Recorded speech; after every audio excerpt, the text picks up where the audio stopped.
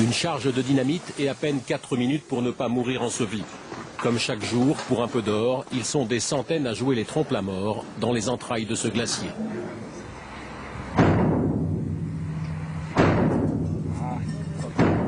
Nous sommes à 6000 mètres d'altitude dans les Andes péruviennes. Malgré le froid et les risques d'avalanche, ils arrivent par famille entière, avec l'espoir de trouver le bon filon et de sortir riches et vivants de cet enfer. Ils sont plus de 25 000 à s'entasser ici, au pied du glacier, dans le plus haut bidonville du monde. Au Pérou, on les appelle les hommes taupes.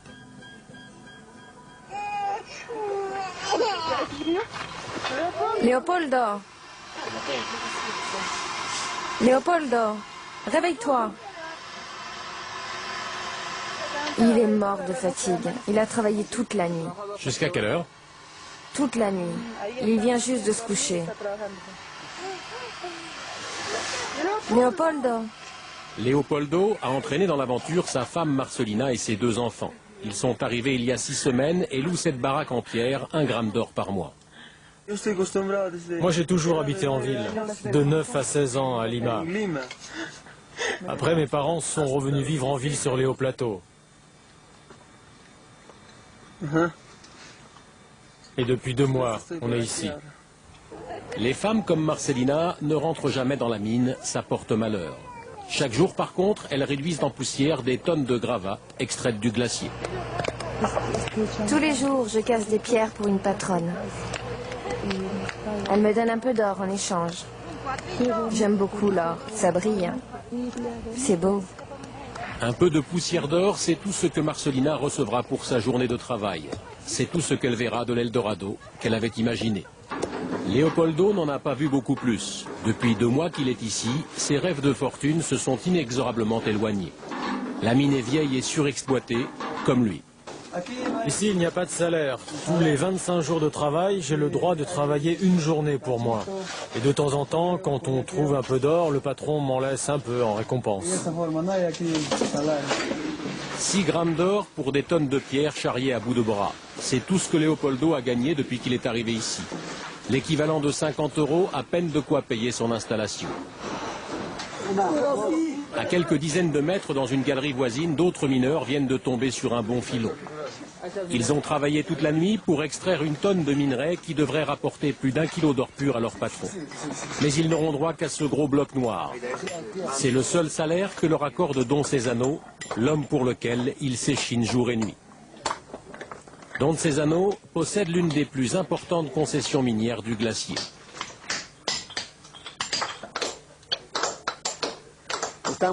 Cette pierre, c'est pour tous les gars du groupe. On appelle ça tuer le cochon. C'est une tradition ici. Comme ils ont tous bien travaillé, en échange, je leur donne une petite part du butin. Les restes, les pierres les moins riches en or. Celles-là, ils peuvent les garder pour eux. Un salaire de misère pour une vie de misère, pourtant personne dans les entrailles du glacier ne remet le système en question. Quand notre patron nous accorde une pierre en récompense, il y a des fois où on y trouve de l'or, et d'autres fois où on ne trouve rien du tout. Pour moi, ce n'est pas la faute du patron, c'est la faute de la nature.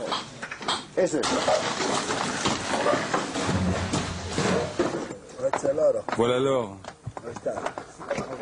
Vous voyez la différence? Là aussi, il y en a un peu.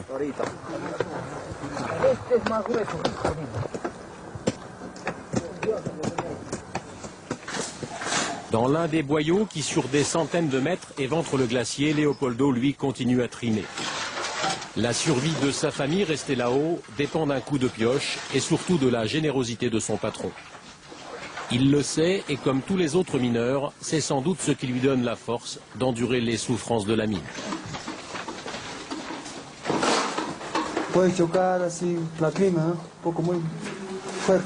Avec l'altitude, c'est dur. La première fois que je suis entré dans une mine, je suis tombé dans les pommes. On a dû me traîner dehors et me donner du lait avec du coca. Puis il y a les éboulements et enfin les gaz nocifs. Sale matinée. Au pied du glacier, la température a dégringolé. Il fait moins 15 degrés et on annonce une tempête. À cette altitude et dans ces conditions, la vie est fragile pour tous.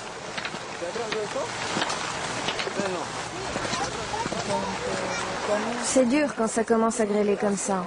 La température peut descendre très vite et il peut faire très froid. Un froid terrible. Ce sont d'abord les enfants qui en souffrent, mais nous aussi, on est gelés. Surtout quand nos vêtements sont mouillés. Là, le froid pénètre jusque dans les os. C'est glacial.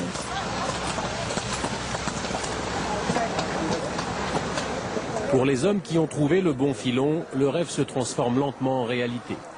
Le minerai est réduit en poudre et l'or qu'il contient est récupéré grâce à quelques gouttes de mercure. Un poison mortel pour l'homme, mais qui a la particularité d'absorber la poussière d'or. Voilà notre or. Et là, on l'écrase sous la pierre. Le mélange or et mercure est ensuite récupéré et lavé. Les mineurs manipulent le poison à main nue, sans aucune précaution. Une folie qui en condamne beaucoup à de graves maladies. Bon, tout est moulu, il reste à le ramasser, le purifier. Et on pourra enfin tenir l'or dans notre main.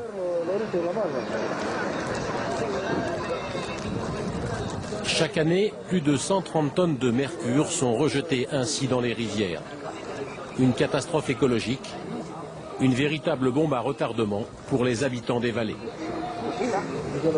Voilà notre or. On l'a sorti de la terre.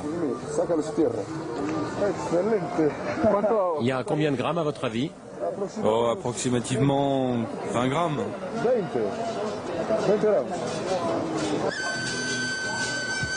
Le prix de l'or se fixe un peu plus bas dans une ville improvisée à quelques kilomètres du glacier. Une ville sans eau et sans électricité. Une ville avec des boutiques pour que l'or change de main et des marchands de feuilles de coca pour que les mineurs, eux, se changent les idées. Dernière opération avant le partage, séparer l'or du mercure en le chauffant à plus de 100 degrés. L'acheteuse se fait alchimiste, le temps de transformer la boule argentée en métal doré. Comme c'est un gros morceau, il faut le réchauffer doucement. Plus que 10 minutes, les gars. À l'intérieur, on en profite pour se réchauffer. Mais les rires masquent mal l'inquiétude. On calcule, on attend le verdict de la balance, sans savoir qu'on s'empoisonne encore un peu plus aux vapeurs de mercure. Mais la seule chose qui compte, c'est combien on ramènera au camp.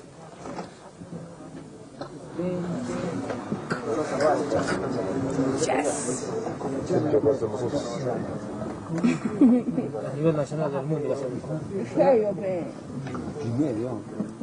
« 29,30. 29 grammes et 30 centigrammes. Quelle chance, beaucoup de chance. Comme décidé, l'argent est divisé en parts égales, 15 € chacun. Une misère, mais de quoi tenir encore un mois et peut-être trouver cette fois le vrai filon. Celui à côté duquel les Incas et les conquistadors sont passés. Celui qui mettra tout le monde à l'abri du mercure, de la pluie et du froid. Vous êtes content? Oui. Et vous allez où maintenant? Chez moi. Ici, c'est la terre des braves, la terre des hommes forts. Peut-être forts, sinon...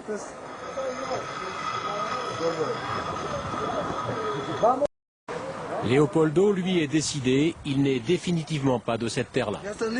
Ça y est, vous êtes prêts à partir? Moi aussi, allez, on va bientôt y aller. Il n'y a plus d'eau, ma fille. Tout est gelé. On va partir. On va sortir, ma puce. Ma fille a énormément changé ici. Regardez ses joues. Elles sont toutes brûlées par le soleil et puis le froid. Elle est maintenant comme une fleur fanée. Et je ne veux plus qu'elle souffre comme ça.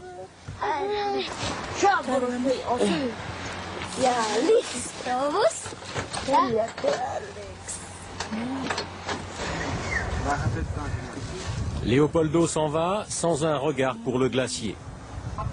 Là-haut, dans les boyaux étroits, d'autres se battent déjà pour reprendre sa pioche et son filon.